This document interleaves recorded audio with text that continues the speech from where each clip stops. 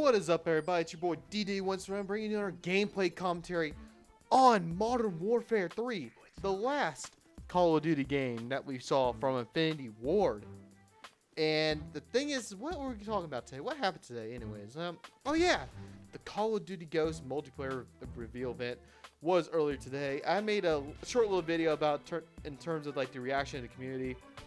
Man, Call of Duty's been getting a lot of heat, and deservedly so. You know, Black Ops 2 has not been really, let's just say great, because it's been made people angry. You got the whole sniper controversy, and then they nerfed it and all that stuff. And now, basically, after they showed that trailer and the multiplayer footage, it seems like everybody's jumping back on the Call of Duty train, man. It just, well, the thing is that, you know, everybody says this game might be great, but you know what? I mean, I saw with my own two eyes. I'm probably going to pre-order the game, probably for the Xbox One, or actually Xbox and then Xbox One. And the thing is that a lot of people are now getting back on the bandwagon, but you gotta remember, people, that this same thing happened last year when Black Ops 2 was announced, and everybody was sick with this game, Call of Duty Modern Warfare 3, and then everybody thought the game was awesome for the first month, and then all the BS started showing up, and that game, you know, is still a mixed bag. I don't think it's the worst Call of Duty ever, guys, but I think it's kind of up there. I think it's an average game. I think it's a good game, but it's bad for a Call of Duty game. It's a bad game. But like I said, in terms of every game, it's a good game, surprisingly. And the thing is that for this little commentary, you know, I'm going to talk about the Ghost multiplayer event, though. But the thing is that a lot of people have not been really talking about that. You know, they're talking about the kill streaks, the guns, and all that stuff. But here's the one thing I want to focus on. Towards the end of the trailer, you actually saw that you can actually play as a woman. And it's funny. But, you know, the thing is that the Call of Duty community hasn't really focused on this yet. Because I do want to focus on this on my commentary right now for the next 5-6 minutes. Because, you know, I have a small commentary, and not a lot of people on the Call of Duty community. I don't think anybody in the Call of Duty community has covered it, except for Machinima. But what does it really mean to play as a woman first? And if you remember, you can the only time you actually play as a woman in Call of Duty was in Call of Duty Finest Hour. That was back on the PS2.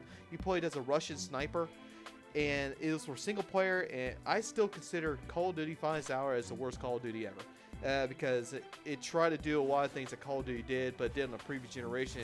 It ended up being a complete disaster. Because the frame rate couldn't keep up, and it was boring, and just like it was like you just shoot a guy, move on, shoot a guy, and the multiplayer was a joke. But then again, the previous generations were a joke.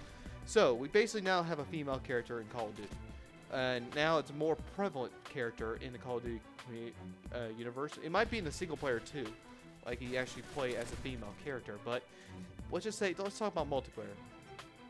What does this really mean? Well, one, I believe that all the horny teenagers out there, like, you know, all these people that comment on Girl Gone Gamers videos, or SS Sniper Wolf's videos, or Off the Jules videos, oh my goodness, I just cannot imagine when they do play dress up, quote unquote dress up, with these female characters in Call of Duty, what are they going to create? Because I don't know if you can actually, you know, enlarge, you know, parts, but if that's true, oh my goodness, you're gonna see probably the most ridiculous female model characters you'll ever see. And the thing is that I just hope that doesn't really happen, because I just don't want to play a game and you just see these big, like, you know what, I don't want to say it right now because, you know, I don't want to get flagged by some crazy woman activist. But you know what I'm talking about. I don't want to see that when I'm playing Call of Duty, because, you know, I see that enough in real life, man. I mean, I don't really get turned on by a video game character. If you're really social. So I don't want to see that. I just want to play a game, shoot some people, have a lot of fun. I just don't want to see, you know, big boobs just running around it, and I don't want to see physics on that. That'll be kind of melted in my brain. But the thing is that what does it else mean? You know, I believe that, you know, I do think that the female community in Call of Duty is actually a lot bigger than most people think it is. I forgot. I don't know what the study was. I think it's like 25% of people, women play video games, that play Call of Duty on stuff. I believe it does like show that hey, they're being looked out after for, because I think they would like to play as women too, because women. I mean, everybody likes a strong woman, a strong woman that goes into combat and all that stuff.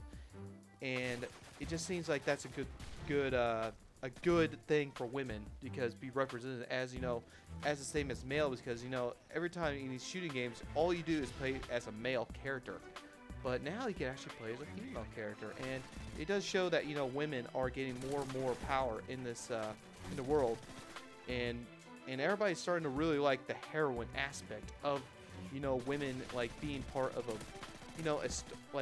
being the leader, being the top person, being the top dog. And I think it's a good thing. I think there's like, I don't know if there's any like articles out there like saying, oh, they shouldn't because women should be in combat and all that stuff. But I believe they'll be in there, like some women activist group. But you know what? Let's talk about this. Call of Duty. Let's think about it. Call of Duty is basically, this is what it is. It's a game, and I think it's just like playing tag, except for the physical part. You don't run. You just like basically playing tag with your friends, because it's not real. As long as you don't take it real, you're fine. If you do take it real, I think you need to get some medical help. But it's not real, and I think you could play as any character you want. You could be black, blue, green.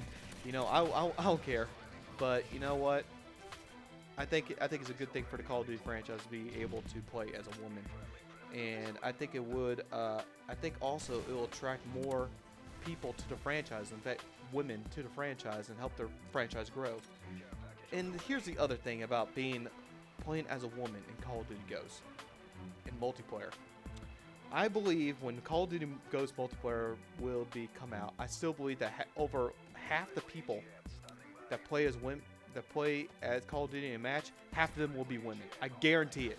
It will be guys, they like to play dress up with their women, try to look like they're hot as they can be. And I believe some of them will be women that play this game, just for fun, and just to experience, what community that we do have as in a Call of Duty. The thing is that we may hate on the game, but you gotta admit the Call of Duty community is big, and that's just the truth. The Call of Duty community is big, and look at this final kill cam.